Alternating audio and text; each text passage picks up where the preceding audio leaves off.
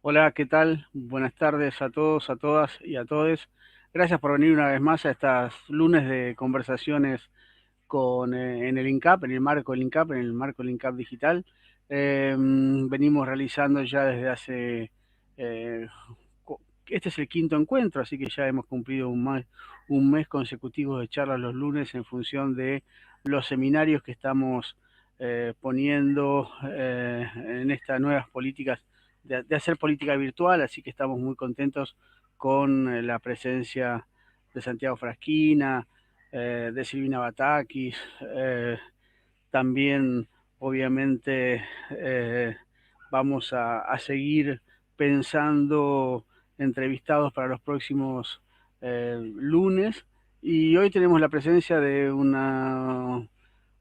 para mí es un amigo, pero más allá de ser un amigo es una persona que está vinculada obviamente al humor, está vinculada a la política, está vinculada a pensar la vida desde un lugar que tiene que ver con la comunicación y nos pareció que además tiene una mirada muy en diagonal, que son quizás las miradas que más me interesan a mí, ¿no? ¿Por qué digo pensamiento en diagonal? Hay una serie de personas que por quizás elaboramos una lógica en cuanto a premisas y a partir de ahí generamos toda una línea de pensamiento, ¿no? Y esa línea de pensamiento nos tira una paralela, ¿no? Una paralela con determinadas conclusiones, con determinadas formas de pensar, con determinadas formas de decir, ¿no? Y hay tipos que van y vienen entre distintas paralelas, ¿no? Creo que uno de los pensadores actuales más interesantes en ese sentido es Alejandro Dolina, que siempre está pensando en diagonal y siempre está pensando algunas cosas que tienden a sorprendernos, ¿no? Que nos sorprenden, de hecho. Y creo que también otra persona que piensa en diagonal es nuestro entrevistado de hoy, que es Pedro Saborido, ¿no? Que siempre está dándole Hola. una vuelta interesante, una vuelta diferente a las formas de pensar la actualidad y también su quehacer, ¿no? Por qué pensar el humor y la política desde un instituto de capacitación política y desde el Estado, ¿no? Yo creo que es fundamental porque el humor es parte del hacer político. ¿Por qué es parte del hacer político? Porque no se hizo en la Argentina política sin humor, se hizo política desde el humor, se hizo política con humor, se hizo humor desde la política, se han hecho campañas políticas desde el humor, se ha resistido a dictaduras militares desde el humor, se ha pensado las formas de legitimidad también desde la empatía humorística. Y también se ha utilizado el humor para herir, se ha utilizado el humor para descartar, se ha utilizado al humor para impedir que otros se legitimen políticamente, ¿no? Y además el humor está como herramienta allí para hacer política, no solamente para hacer campaña política, sino también para hacer comunicación política, ¿no? Y Pedro es una persona que piensa mucho en estas cosas. No, obviamente uno se lo reconoce por su, su tarea comunicacional, ¿no? Por sus trabajos en radios, por sus trabajos en los videos de Peter Capusotto, pero cuando uno cuando uno lo conoce y lo escucha en conferencias, en charlas, a Pedro se da cuenta que aunque a esto a él le va a molestar, es un gran teórico, es un gran teórico de su propio quehacer, ¿no? ¿Qué tal, Pedro? ¿Cómo te va? Buenas Muy tardes, bien, bienvenido muy aquí a bien. INCAP Digital. Muchas gracias y esperemos que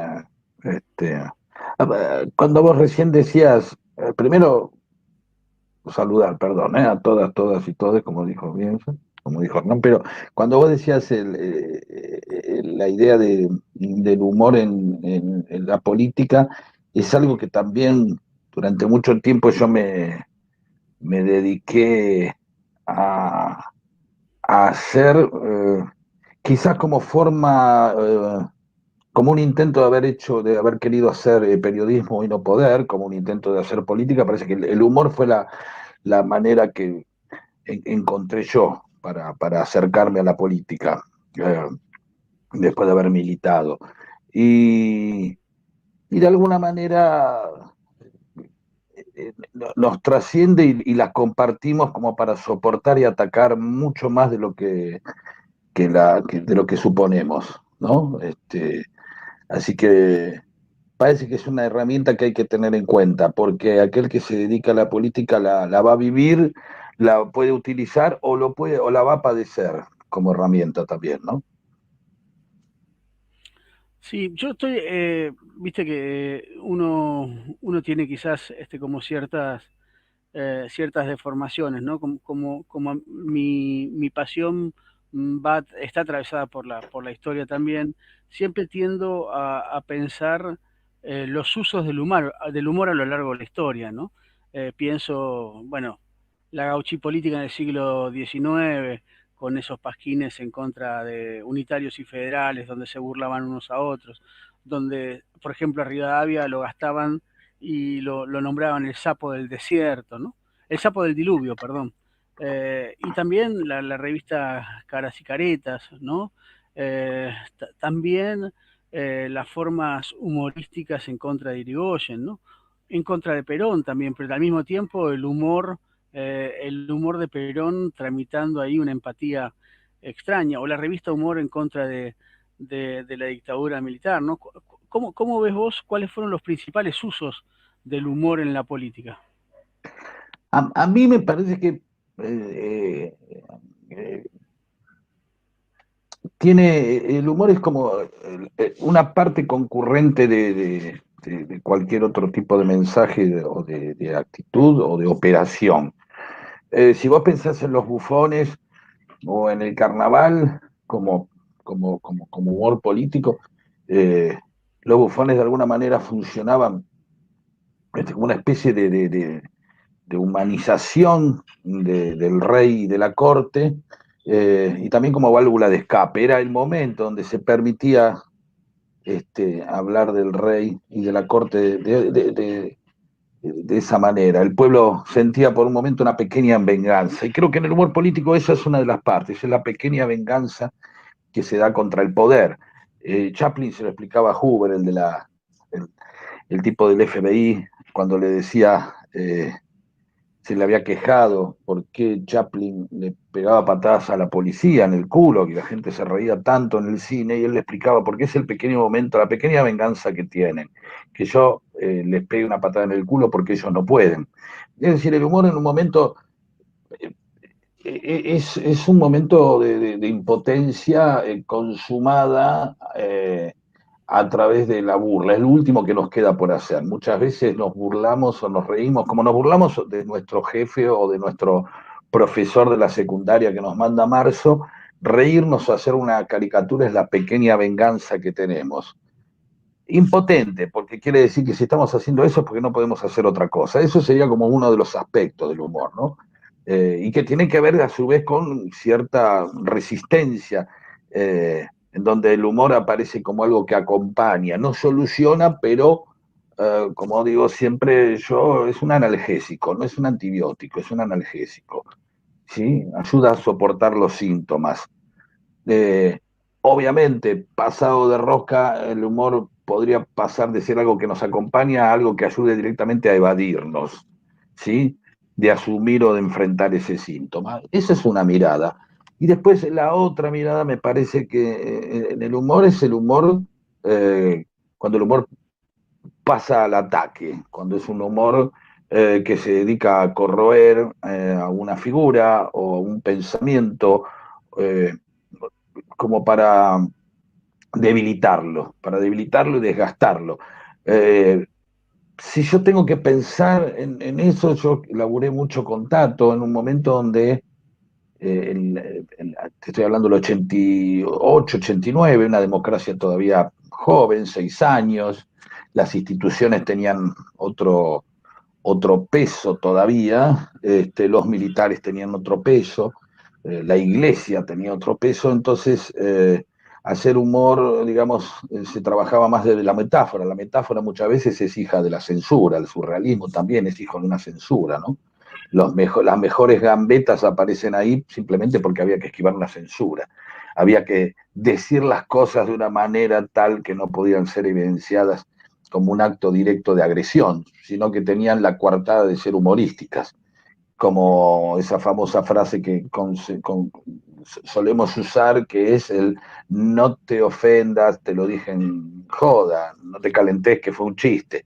Es decir, ahí el humor tiene una pequeña coartada. Entonces, si yo tengo que ver estos dos elementos, recordaría eh, eh, la tía Vicenta también de Landru durante Onganía, y la mayoría de los ciclos de Tato también, que fueron durante dictaduras.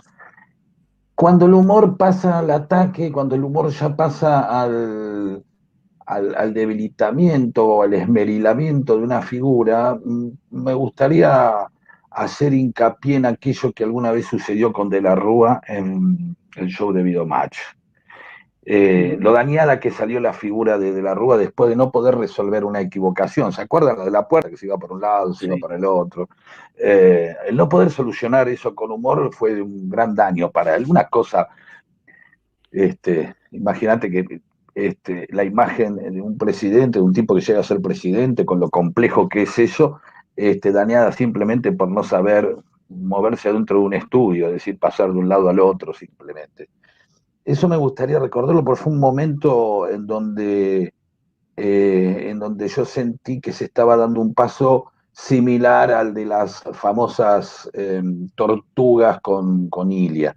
Siempre toda figura, todo presidente ha tenido algo por el cual el adversario este, este, lo puede atacar, desde la cartera Louis Vuitton de Cristina, el pelucón de Menem, la reposera de Macri, por decirlo de alguna manera. Siempre hay un hecho que desde el humor se rescata.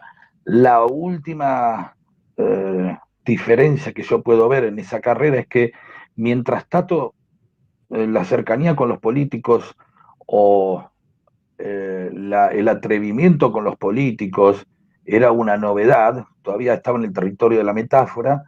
Menem rompe de alguna manera con la pompa institucional y habilita desde la demovilización, incluso de la política y desde la generación de una masa de antipolítica, genera cierto cinismo de los 90. Cuando digo cinismo, no me refiero al buen uso de la palabra cinismo, sino al mal uso, eh, con elementos como CQC, como los de Pergolini. Es decir, ya no había una crítica a la política, había una crítica a la idea de la política en sí.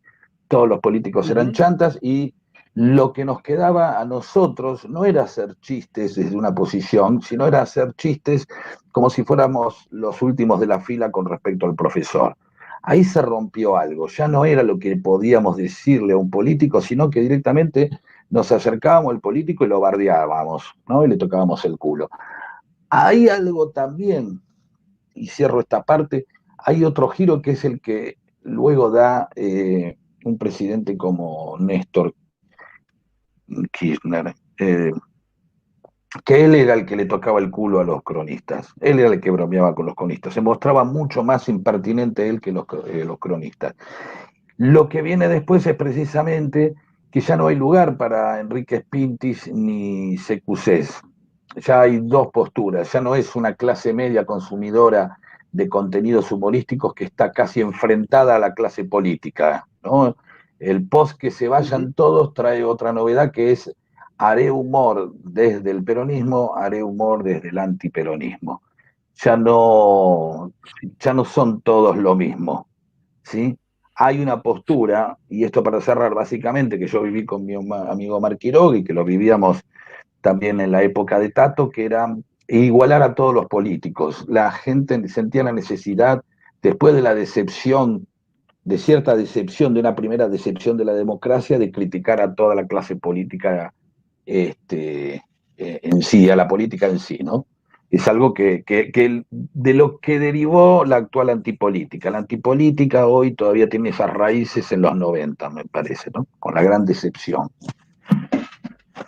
La antipolítica de hoy me parece que tiene menos humor, ¿no? Pero quiero ir Sí, hacia totalmente. hemos visto el humor desde la sociedad, ¿no? Pero también hay usos políticos del humor, ¿no? Estoy pensando en la sonrisa gardeliana de Perón, ¿no?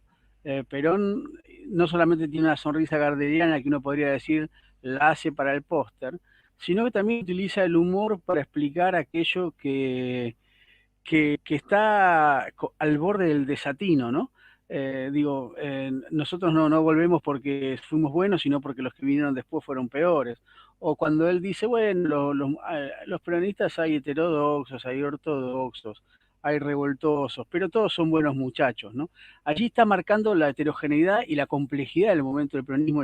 ¿Te acordás en el 72 cuando aparece en la puerta de la casa de Puerta Hierro allí y da esa charla donde intenta minimizar las diferencias, pero al mismo tiempo las está poniendo en cartel esas. El propio Menem, ¿no? Utilizó mucho el humor como forma de empatía, ¿no?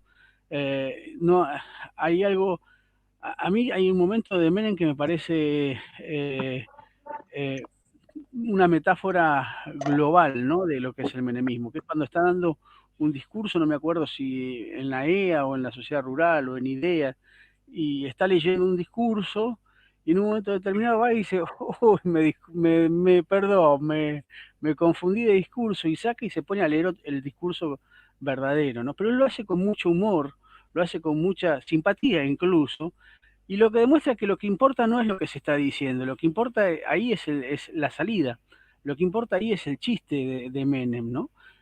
Y Néstor, como vos decís, también tiene un tipo de humor interesante en el sentido de yo soy el que estoy yo soy el que está sentado en la última del colegio. Y en realidad ese lugar es desde el del humor también lo tomó el kirchnerismo a lo largo de toda su existencia. ¿Por qué? Porque en realidad el político está visto como la institución, está visto como lo sacro, está visto como lo sagrado, ¿no? Incluso como el profesor, ¿no? El político es el profesor. Sin embargo, con el kirchnerismo, el político se convirtió en el último de la fila y puso en el lugar del profesor al poder real, ¿no? Entonces, hay usos políticos del humor, y yo lo que digo es, ese uso político se puede fabricar, digo, un intendente estoy pensando, un cativo, ¿puede inventar humor para construir su propia legitimidad o ese humor es estrictamente natural, no se puede inventar en política? Mira, hay algo que está claro, que es que en una galaxia en la cual hemos entrado de hiperentretenimiento, casi sumergidos en la tecnología, ya no frente a la tecnología, sino rodeada, ¿no? Yo estoy ya como conectado ahí a la computadora, donde hay una disponibilidad constante de contenidos, donde esa lupita del Instagram nos puede llevar a un zapping eterno de entretenimiento. No hay duda que cualquiera de las figuras que vos dijiste compite compite con eso y siempre es bienvenida cuando toma elementos que tienen que ver con el entretenimiento. Nadie duda que de dos profesores que hayas tenido vos en cualquier institución que estuvieses, vos siempre te vas a recordar a aquel que era mucho más chistoso y que te hacía más confortable la estadía en el colegio. Incluso apenas quizás valores más a un tipo, quizás el día de mañana cometamos el error de valorar a alguien que más por lo entretenido que es que por la capacidad de transmitirnos sus conocimientos, ¿no? Pero siempre he valorado el tipo que tiene humor. El giro del Papa Francisco es un notable, el Bergoglio que estaba en la Argentina no tiene nada que ver con el Francisco que aparece en el Vaticano. Ahí hay una soltura de algo, hay algo que se soltó porque era necesario mostrar un Papa distinto, un papa mucho más sonriente. Miren la foto, parece que es otro tipo, se pone otros lentes, se opera los ojos, no sé qué pasa, pero ese tipo que estaba acá o que nunca pudo reflejar eso o que precisamente necesitaba esconder eso, se desata en Roma. Y así como nos caen mejor los curas cancheros, los profesores cancheros, también los políticos cancheros nos caen mejor. Nos dan la posibilidad de sentirnos más cerca, ¿sí? Se humaniza el tipo o la tipa cuando tiene humor. Vos fijate que la diferencia entre Perón y Evita es que Perón es un tipo que constantemente apela al humor, a la picaresca gauchesca incluso, se nota, tiene como una mirada Mm. Martín Fierresca todo el tiempo de la situación, eh, mientras Evita es dramática. No hay humor en Evita, casi Evita no apela al humor. Evita es pura tragedia, ¿no? Siempre es el renunciamiento, su entrega a la vida. Y Perón parece ser un tipo, que también era docente, no nos olvidemos que Perón había tenido muchos años de docente en la escuela, en el colegio militar, y eso se nota, es un tipo que tiene una capacidad, eh, eh, tiene didáctica para explicar. A Evita hay que ir a buscarla, se profundiza y hay que ir a buscarla. En Néstor y Cristina quizás se da algo parecido, una dimensión no trágica de Cristina, quizás es simpática, es más dura, cuando es humorística, Cristina es durísima. Cuando te clavó un chiste o algo, te mató, te hundió. Pero sí hay algo que evidentemente pega y hace que en esa competencia, no te olvides que hoy lo- los, los políticos aparecen en estos cuadraditos, así igual que nosotros ahora, pero en televisión, es decir, en el mismo cuadrado donde está Horacio Cava, Nelson Castro y Peter Capusotto, aparece, todos son habitantes de ese cuadrado. Todos de alguna manera compiten entre sí dentro de otro cuadrado. Entonces, nadie puede negar que el uso humorístico de las frases, el uso humorístico o el uso del humor de Aníbal Fernández lo destaca como un comunicador de la política. Hay algo por donde se puede diferenciar cuando la mayoría de los discursos de los políticos eh, tiende a formalizarse, tienden a un cassette, tienden a formas que no pueden romper personas que aparecen como Aníbal Fernández y tirando esas frases, o la misma Elisa Carrió, Luis Juez, un tipo que se posicionó desde esa especie de obligación a ser gracioso que tiene un cordobés, ¿no? Que es una especie de, digamos, un mandato de ser gracioso y respondiendo a la lógica de la gracia. Pero después también hemos escuchado tipos con gracias como los Rodríguez Sá, los dos. eh, y es verdad que marcan una diferencia. Es esa misma diferencia que vos dijiste al principio, que puede haber con un profesor o que puede haber con una. Entonces, para cerrar esta parte, diría, creo que en la comunicación y creo que el dirigente necesita soltar esos aspectos eh, que tienen que ver con la institucional y con la pompa, que hay lugar para que encuentre esos lugares de empatía. Son Ahora, necesarios. hay algún lugar, digo, para pensar el uso del humor por parte de la política?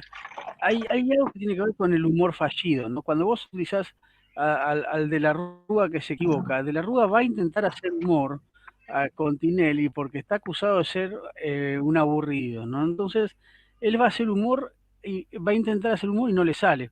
Pero también el expresidente Mauricio Macri también juega con el humor, ¿no? Juega con el humor cuando le hace chistes a Putin sobre fútbol, ¿no? Cuando todo el tiempo está Bueno, pero intentando forzar la empatía claro, con con el fútbol o con este. Ahora, ¿qué pasa cuando el no le humor salió uno, ¿eh? de alguna manera es fallido, ¿no? Claro, no le ¿Qué salen. pasa con ese No. humor es fallido, ¿no? Sí, porque digamos, cuando vos intentás hacer humor, la diferencia, el hilo que separa ser tomado como un tipo gracioso, simpático, genial, copado, y ser un pelotudo es mínimo. mínimo, Mm. ocurre en cualquier situación. Una persona que se excede o no sabe ubicarse en el contexto en el que tiene que hacer el chiste, este, automáticamente queda descolocado. Pasa esto cuando está seduciendo a otra persona, ¿no? Una persona le gusta estar con alguien simpático, vamos a poner esto como dos personas, una persona seduciendo a otra, hace chistes, comenta hasta que en un momento que ya está, que pasó, que hay que pasar a otra cosa, que se tiene que emitir otra. Esa continuidad, esa descontextualización lo convierte automáticamente en un boludo. Vos no haces los mismos chistes con tu pareja, con tus amigos, que con tu suegro. Es decir, el sentido de la ubicación del chiste o del humor es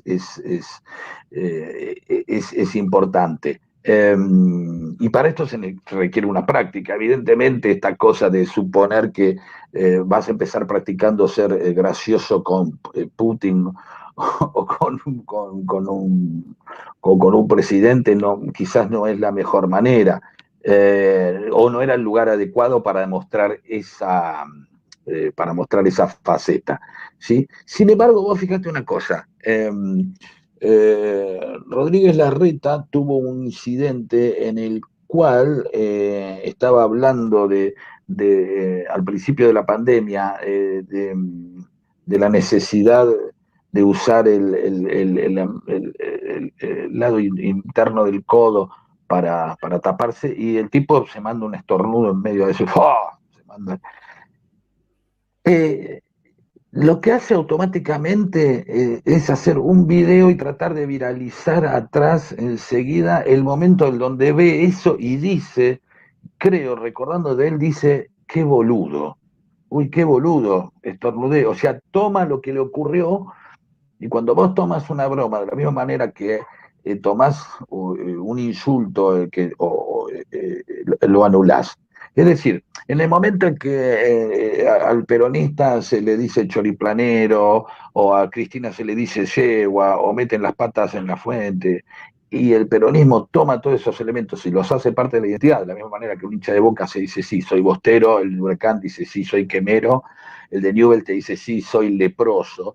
En ese momento le arrebatás una bandera, le arrebatás un elemento. Entonces, se dejó de joder con esa viralización, porque le anuló muy bien el mismo Rodríguez Larreta. Si vos, si Hubo, vos fueras, si vos fueras, por ejemplo, asesor de un político, ¿no? sí, Y se está comiendo una campaña de tono humorística en su contra, digamos, qué le aconsejarías para salir de ahí, digamos, ¿no? De esa situación de yo diría, de de mucho bullying, castigo, casi, porque además atosigamiento, del bullying, bullying. claro, Sí, ¿no? ¿Cómo salís del bullying político, ¿no? me parece que las dos maneras son, o no, lo último es enojarse con eso, está claro, Ujú. es lo último. O te callás la boca o lo tomás y te divertís con eso y redoblás la apuesta. Eso es lo que se espera. Eso es desde una batalla de gallos hasta una pelea de box o lo que vos quieras, vos estás esperando que el tipo o se retire, pero nunca que se enoje. Eso es lo peor que puedes hacer. Es lo mismo que vos harías con un grupo de amigos que te empieza a decir, Brienza, y te empieza a gastar por algo. En un determinado momento es o te reís o simplemente esperas que pase con cara de póker. Lo último que puedes hacer es enojarte. Fíjate lo que pasó hace muchos años, mucha gente que debe estar acá no sabrá qué pasó.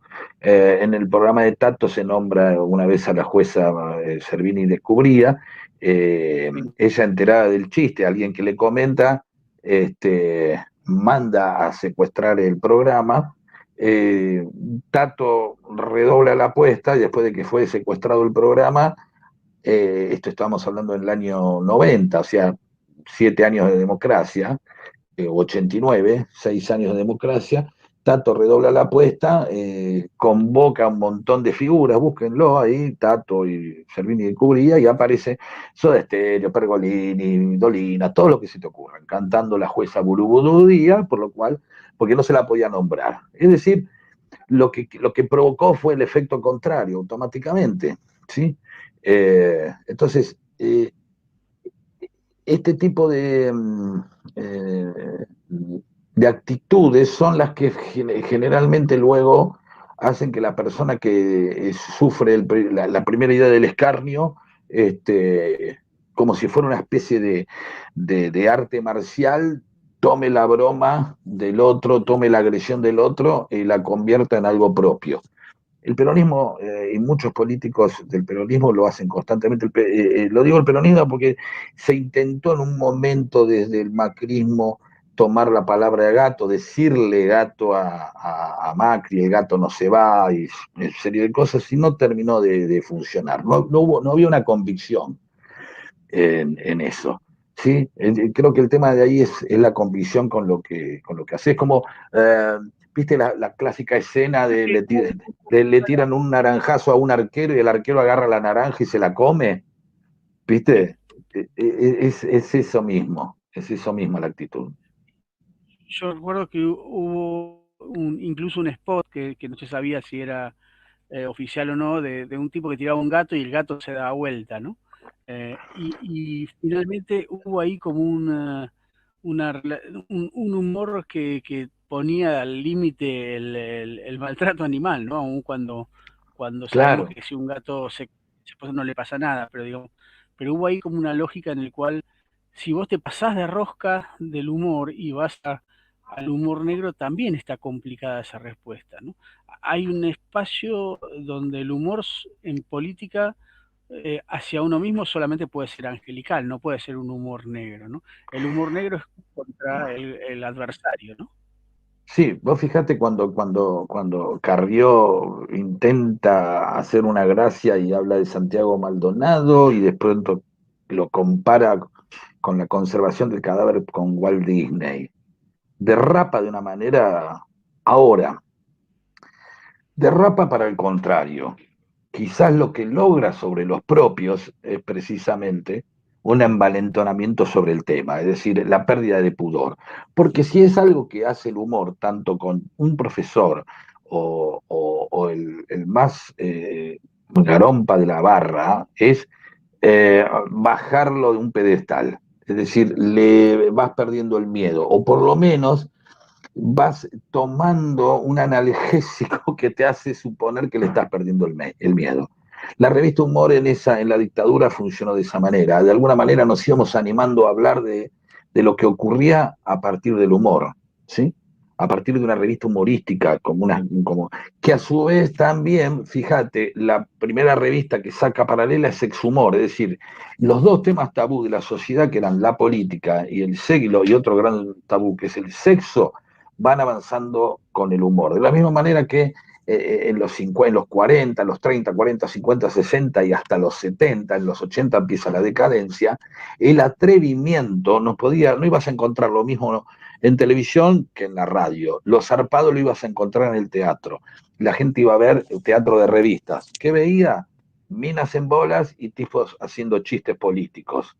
¿Sí? Era como el reservorio del carnaval, era el lugar donde el pecado se podía cometer. Así como el carnaval supone un momento donde el pueblo suelta su lógica, suelta su contención y puede pecar tranquilo y cometer excesos, de ahí también las máscaras, que no se sepa quién es, eso también ocurría en los teatros y podía ocurrir en una revista. En los medios masivos no, vos tenías que ir a buscar ese elemento, lo tenías que compartir en algún lugar.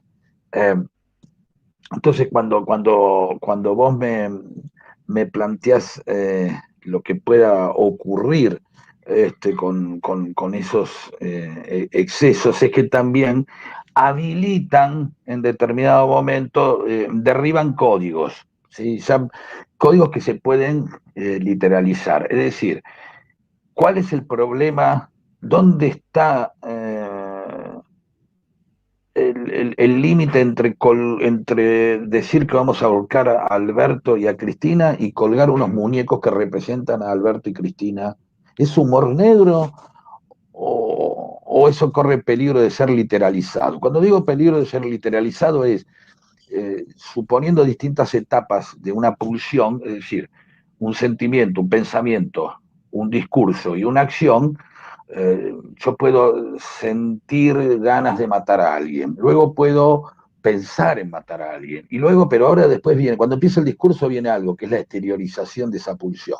Ya digo, hay que matar a alguien. Y el problema es cuando alguien pasa de ese discurso a la acción, que implica que lo mata. Es decir, muchas veces podemos decir, metafóricamente quisiera matar a alguien, y luego alguien convierte esa metáfora en literalización.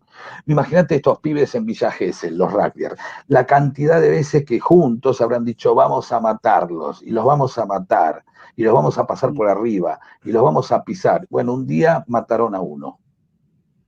¿Se entiende a lo que voy? Entonces, Sí, esos son esos límites del humor que hay que tener cuidado, porque decís, che, están metiendo un muñeco de Cristina y Alberto ahorcados.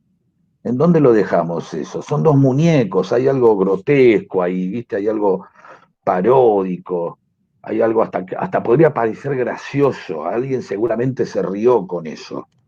El tema es que el humor no es siempre el emergente de un acto de inteligencia.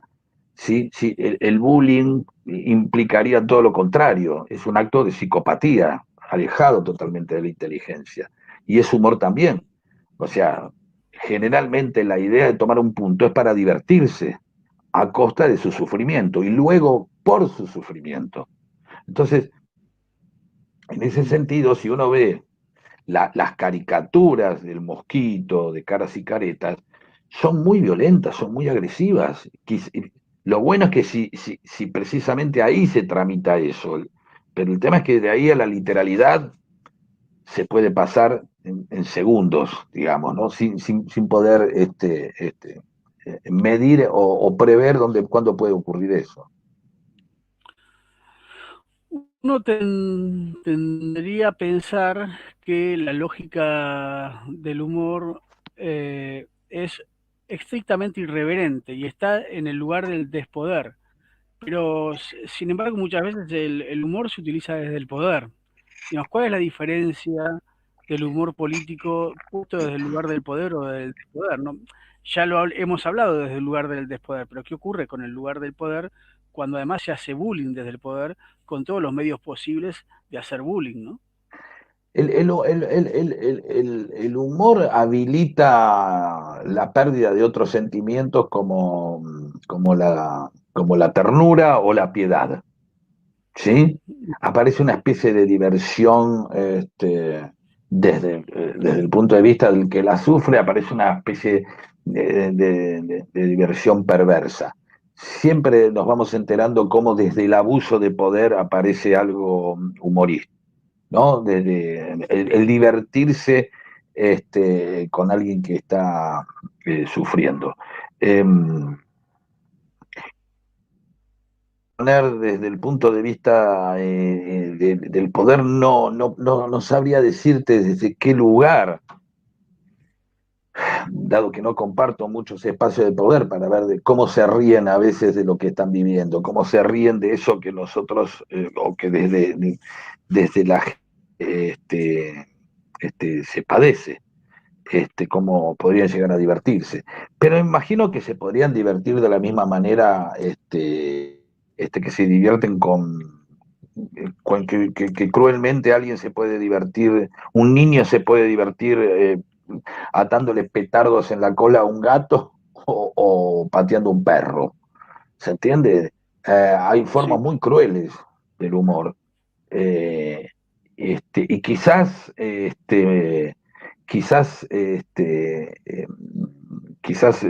existan de una manera que nosotros no suponemos. Creo que obviamente la van a evitar siempre desde el punto de vista formal, ¿sí? O sea, los manuales, quizás ahí, mira, ahí dijiste algo que es interesante. Yo creo que hace poco vi un video donde los uruguayos comparan las cosas que va haciendo Pou con las que hace Macri, y van haciendo siempre las mismas, la foto en el colectivo, Es muy interesante, es como todo como de manual, ¿no? Todo lo mismo, está con un chico, habla con un chico así, come con los militares, va haciendo como todo un caminito, ¿no? Yo creo que estos manuales tienen en cuenta y son precisamente para entender dónde ser simpático y dónde no. Y muy probable que esos lugares donde Macri se sale del libreto, que es donde falla. ¿Sí? Donde no tenía que haber dicho, donde quizás quiso poner una impronta personal. O por ahí los propios nervios lo llevaron. Fíjate que el humor es una de las maneras que uno quiere a veces atemperar un momento difícil, ¿viste? Hacer bromas, pasar por simpático, hacer un chiste. Y en un ámbito como el del fútbol, que es quizás donde Macri se sienta cómodo para hacer chistes, pues es un tipo futbolero que sabe mucho de fútbol, suponía que es un ámbito adecuado. Y en cuanto a De la Rúa, cuando decías eso, yo recordaba siempre que De la Rúa se hizo a imagen de Menem, es decir, como espejo de Menem, era el aburrido, mientras la gente estaba como indignada de que un presidente se pasara de fiestero, ¿no? Estuviera con Yuya, con los Rolling Stones, con Charlie García, jugara al básquet. Lo que hace Menem con la figura presidencial es muy fuerte. Pensar que es el segundo presidente de la democracia. Alfonsín era un tipo muy formal, con muy poco humor, por lo menos en público. Seguramente lo tendría por fuera, pero en público era una persona muy formal. Este, eh, y Menem me aparece como un tipo que goza del poder impunemente,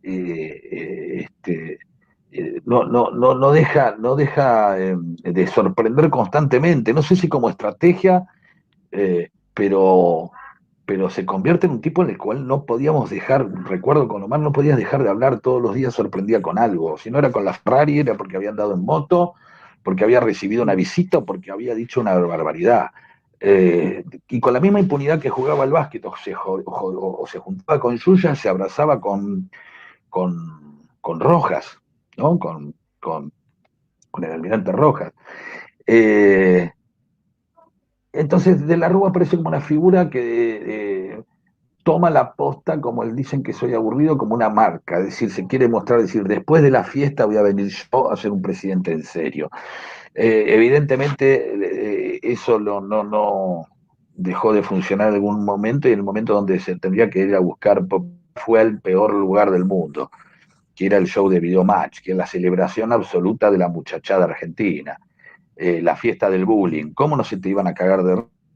El programa se trataba de hacer cámaras ocultas, es decir, cagarse de risa de alguien al que estás engañando, cagarse de risa de alguien que está sufriendo. O sea, la cámara oculta bullying en distintos niveles, pero consiste en el engaño, estar riéndose de alguien que está siendo engañado. Y bueno, y fuiste ahí justo. Y no se la perdonaron, ¿no? No se la perdonaron porque es como un lugar donde energéticamente salís vivo o muerto, no había posibilidades. Entonces, cuando yo veía luego al Néstor, porque Dualde no te le haces el vivo como te le haces el vivo a De la Rúa, seguramente te pegaba una mirada así, o ni siquiera llegaba al lado Andy Kuznetsov, pero cuando lo agarran, cuando se van y se le tiran encima a Néstor para joderlo, se encuentran con un tipo que es más jodón que ellos, que es más vivo y que es más transgresor que ellos. Había una transgresión que iba por otro lado. Y vos fíjate que después ese estilo muere. Después de Néstor no, no hay más. Ya aparecen dos argentinos, dos maneras de ver la política donde veías desde un lugar o veías desde el otro. No, la ancha avenida del medio ya no existía, ¿no? Hay un Eh, fenómeno que uno podría pensar, Pedro, que es el fenómeno de las redes, ¿no? Donde es el festival del bullying fascista y del bullying efectivo constante, ¿no? Donde todo es agresiones cruzadas, incluso a veces mediadas por el humor, pero a veces no. y nunca sabemos desde qué usina sale tal meme, ¿no? No los memes graciosos y domésticos, sino los memes políticos, ¿no? ¿Crees que se puede utilizar la usina del meme político como forma de acumular poder o destrozar al otro? ¿O crees que es simplemente una forma carnavalesca del humor? Mira, eh, me parece que caben las La dos. tercera es Caben, si le recomendarías a la política hacer usinas de ese tipo de humor con memes. me parece que es una herramienta de desgaste, no hay duda, porque nadie, después de que yo puse en ridículo a un tipo, le saco posibilidades de primero, le limo posibilidades de que sus seguidores lo sigan con la misma convicción, porque ya lo pusiste en ridículo. Ujú. Lamentablemente es una pérdida de autoridad, una pérdida de legitimidad. Eso pasa con un profesor, con cualquier, eh, digamos, del ridículo cuesta volver, ¿no? Entonces, colocar a alguien en el ridículo y que pueda salir digo, este, Lo decía vivo. Marechal, ¿no? Desde el ridículo es el único lugar que no se vuelve. Claro, entonces es una herramienta de desgaste, no hay duda. Eh, por eso existe la sátira y por eso existieron las revistas satíricas desde siempre. Es una herramienta de contención. Si 4 años de macrismo han sido muy importantes los memes y el humor para que los peronistas lo puedan soportar. Puede traer confusiones, sí puede traer confusiones de suponer que vas a conquistar el poder en base a memes. Entonces, es una parte nada más el humor. A veces se lo glorifica o se lo sobreestima a un punto tal que es peligroso. El humor es importante, pero hacer política es hacer política.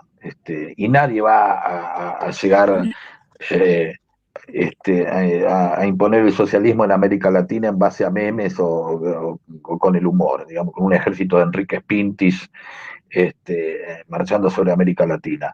Entonces, lo que sí creo que es lo que no está probado es quiénes pueden sobrevivir a eso.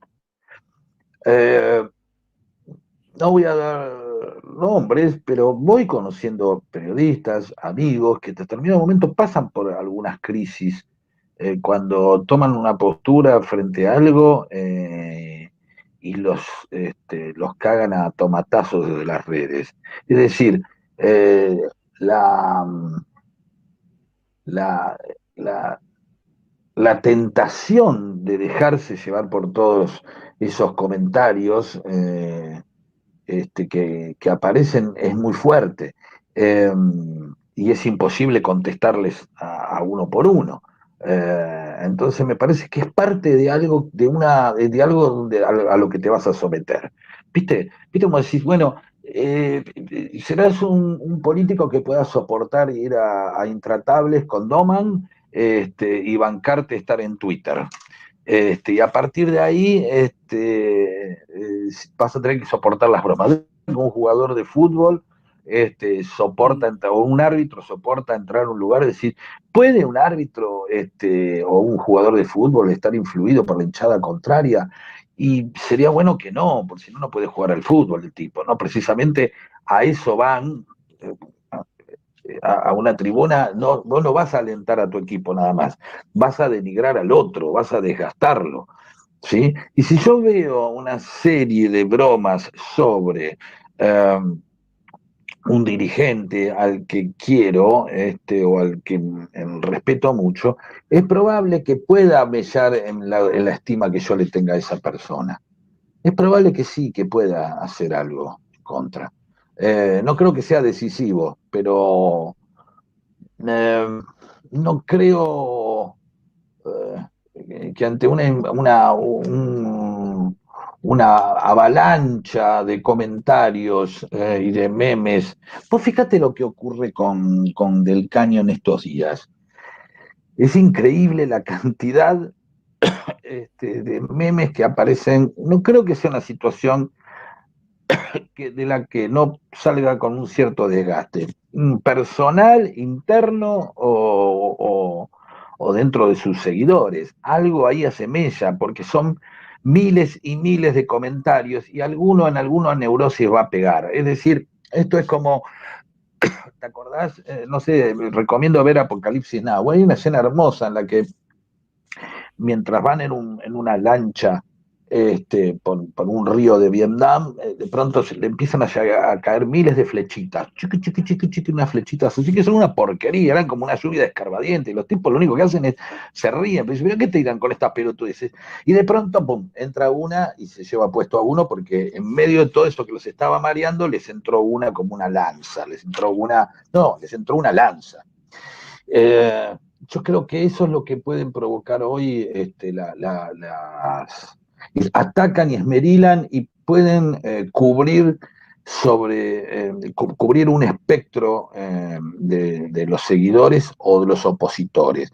Me envalentona ver una meme contra un adversario, contra un político adversario, me contiene, me da mística, soy yo en una hinchada cantándole a los hinchas de All Boys o de Argentinos Juniors o de Racing, cantándoles, dándome fuerza para combatirlos. Es decir, el humor envalentona, ¿viste? Como la música, como las marchas militares. Para eso existían las marchas militares, para ir avanzando sobre el terreno. Para eso existen los cánticos, los himnos, para darse fuerza. Por eso los All Black hacen toda esa ceremonia y cantan, para entrar en una mística, para entrar en un clima. El humor provoca eso, puede ser eso. Y el humor bien usado puede, aquel que lo puede usar, que no simplemente tiene que ser todo el tiempo haciéndose el pillo, sino el mejor humor que puedas usar. Por ahí el mejor humor que a vos te sale en el contacto con una señora, con una vecina, o en contacto con chicos. Hay que ver en qué momento. El humor no es solamente hacerse el pícaro y hacerse el pistola. Por ejemplo, el humor de Aníbal es ácido y funciona, lo sabe hacer, ¿sí? Las metáforas son siempre sorprendentes, siempre los juegos de palabras te sorprenden, no es algo que se usa todos los días, siempre hay algo nuevo en lo que dice Aníbal. En ese sentido, entonces, ojo con decir, bueno, voy a hacer como Aníbal, porque en realidad lo que cada uno tiene que buscar es su propio contacto, en qué momento tiene esa empatía, que de verdad no tiene que ver, no creo que tenga que ver simplemente con el humor, sino tiene que también, me parece que tiene que ver con la ternura o simplemente con la identificación con otros. Diferencia entonces cuando alguien te hace reír, te provoca algo. ¿Sí? Cuando alguien simplemente te tiene un discurso, está en vos elegir eso o no. ¿Se entiende? Cuando te logra emocionar, hay una capa en donde vos no pudiste resistirte. Eso es lo que logra un político cuando apela a algo más que su propio discurso o su propia teoría o su propia doctrina o lo que garompa fuera. Ahí aparece algo a nivel de lo humano. Fíjense algo que es similar al humor, el político que sabe abrazar. Cuando vos ves a los políticos que abrazan, si saben abrazar lo que le hacen sentir a la gente, no es que la gente sea tonta, es que en ese momento el político es capaz de tener una fuerza tal en su deseo de acercarse a la gente que logra ese magnetismo. Lo tenía Menem, lo tiene Cristina, lo tenía Néstor, el goce de Néstor. ¿Viste esas fotos punk de Néstor tirándose entre la gente? ¿Viste que todo, qué sé yo, y se tira y gozaba de estar en medio de ese pogo? Eh, en la medida que vos lo sientas y lo sepas hacer, me parece que es parte de la entrega de un político cuando quiere ser conductor, tiene que ser magnético. ¿Sí? Es en el caso de que sea un candidato. Si es un tipo, un técnico, se va a dedicar a otra cosa, no hace falta. ¿Qué sé yo? No sé, ¿se entiende? Es como la diferencia entre un actor y un guionista, ¿no? Sí. Yo sería como el Cotino Siglia del humor, ¿viste? Que si estoy atrás, soy guionista, pero necesito que el actor sea magnético. Si lo que estuviéramos haciendo sea política con Diego, sería, bueno, yo y Diego pergeniamos algo en donde el magnetismo lo pone él, y quizás yo pongo una estructura que eh, va a ser lo que ese magnetismo transmita. ¿Sí? Es eso, simplemente. ¿Para qué el magnetismo? ¿El para qué? El- Ya que, ya que tocaste tu propio quehacer, quería preguntarte respecto de las formas tuyas de hacer humor y sobre todo de tu relación con Diego, porque ahí también hay un humor que a veces es angelical y a veces es un poco negro, ¿no? En sí, los personajes. Yo diría, este, Bombita Rodríguez es quizás el sumum del humor angelical, pero que en algún punto deja de sacralizar a la generación de los 70, ¿no? La pone en un lugar donde uno puede toquetearla, donde uno eh, puede darle algunos cachetazos y decirle, bueno, bueno, también fuiste Bombita Rodríguez, ¿no? Y también con Mickey Vainilla, ¿no? Mickey Vainilla es quizás la otra forma de hacer humor, que es la de el humor como denuncia de la oscuridad de ese personaje. Estoy pensando que también hay una tercera, que es el padre progre, ¿no? Que también ahí hay un humor que quizás esté a medio camino entre la misericordia y la denuncia de la contradicción, ¿no? ¿Cómo pensaste vos a lo largo de estos años tus propias formas de hacer humor con la política?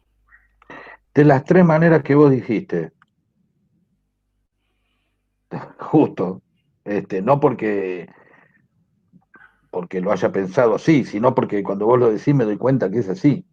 Hay un humor que es propio, que es tu mirada sobre vos mismo, eh, que tiene que ver con Bombitas, con tu infancia. Bombita es un hecho de nuestra infancia, así veíamos nosotros a los montoneros con Diego, en Mm. blanco y negro y por televisión. Yo no viví entre montoneros. Diego tampoco, nosotros lo veíamos por televisión, en un corte de sábado de un programa ómnibus o un programa pedorro cualquiera, aparecía una conferencia de prensa de la clandestinidad. Esa era la contradicción, ¿no? Y esa contradicción es la que jugamos nosotros, pero está hecho con ternura, está hecho con amor. Eh, y como decís vos, se acerca a la idea de lo que querés, de lo que querés y los amarreas un poco, pero lo querés, como querés a tu nene, y querés a tu pareja y querés a tu amigo y los amarreás, podés hacer humor. Digamos que es la manera más suave de la agresividad que podés tener con esas personas, ¿no? Imitar a alguien no deja de ser agredirlo de alguna manera, pero de una manera tal que el otro pueda sentir que se lo está haciendo con amor. Es raro, ¿no? Le digo, che, pero ¿se puede con amor ser agresivo? Sí, cuando tenés sexo también. Hay momentos de agresividad en el sexo. Y es con amor, es con pasión. Y entonces en el humor también podés ser agresivo como dos cachorros o dos nenes que no sabes si, viste cuando están dos perritos y están jugando, y si están peleando o están jugando, no hay mucha diferencia. Y cuando los adolescentes, digo los adolescentes no porque no conozco muy bien muchas cosas entre las chicas, pero viste cuando los pibes se pegan y hay como un amor, y la vacuna no, qué sé yo, hay algo que está jugando ahí. El juego, el fútbol, muchos deportes tienen eso, ¿no? Una especie de juego donde la violencia y la agresividad están dentro de un código. ¿Por qué? Porque hay un respeto, porque hay un amor. Cuando vas a hacer Mickey Vainilla ya hay otra cosa, es lo que no querés, es humor sobre lo que no querés. Entonces aparece el otro polo. Y cuando aparece lo del padre progresista, que es la contradicción entre la forma de pensar y cómo estás vos construido, que es lo que nos pasa a mí, a Diego, a esta edad, de ser padres progresistas, de tener hijos y costumbres que nos van superando, pero que en las que la corrección nos implica que estemos de acuerdo, uh, no parece tanto algo ahí de crítica. Ahí me parece que lo que aparece es mostrar sublimar una contradicción. Es algo, vivimos esto y no sabemos bien cómo hacerlo. Cuando yo hago humor sobre el peronismo, que es el sector donde más me siento identificado, creo que se acerca más al padre progresista. Son esas partes donde hay cosas que no sé qué hacer. ¿Por qué? Porque el peronismo ayuda, el humor ayuda en el peronismo a superar sus propias contradicciones, a convivir con ellas. Lo que vos no te bancás de alguien que querés, lo podés sublimar a partir de joder y hacer chistes con eso, incorporarlo, ¿sí? Y quizás desde ahí desarmarlo, incluso colaborar a que deje de existir. Cuando haces humor como Vicky Vainilla es, bueno, esto es lo que no quiero, esto es lo que odio, este tipo de personajes es lo que no. Ahí estoy haciendo humor sobre el profesor o mi jefe, ¿entendés? O sobre la Sí, oposición, ¿sí? Eh, lo cual, también hablando de Peter Capusotto, así como en el peronismo casi no nombro no nombro, hablo del antiperonismo, pero no nombro jamás a un dirigente de la oposición, que está hecho a propósito eso, sino que sea como un humor hacia nosotros.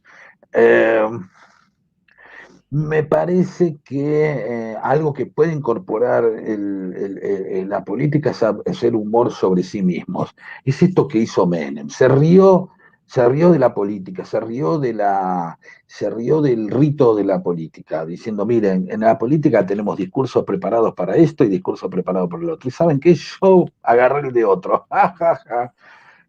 Y lo pasó por arriba, lo superó. Eso demuestra que está por arriba del rito. ¿Sí? Este, sí,